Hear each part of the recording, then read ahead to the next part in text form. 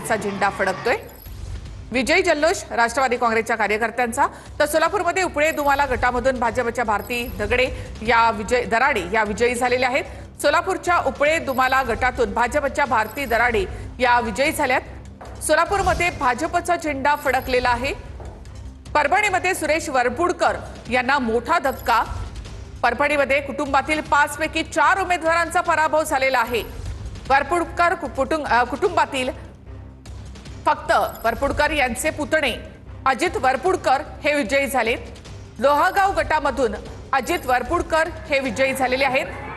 मात्र त्यांचे मुलगा सून आणि मुलगी हे देखील पराभूत झालेले आहेत। वरपुडकर यांचे मुलगा मुलगी सून त्याचबरोबर 2 पुतणे हे निवडणुकीच्या रिंगणात होते आणि वरपुडकर घरामध्ये सगळ्याच पक्षांनी उमेदवारी दिलेली होती आणि वरपुडकर यांना हा मोठा धक्का। फक्त त्यांचे एक पुतणे या ठिकाणी विजयी झालेत। अजित वरपुडकर हे विजयी झालेले आहेत। पंढरपूर भोसे गटामधून पवारांच्या राष्ट्रवादीच्या षण्मुखी या विजयी झालेल्या आहेत। षण्मुखी कोरके या विजयी झालेत।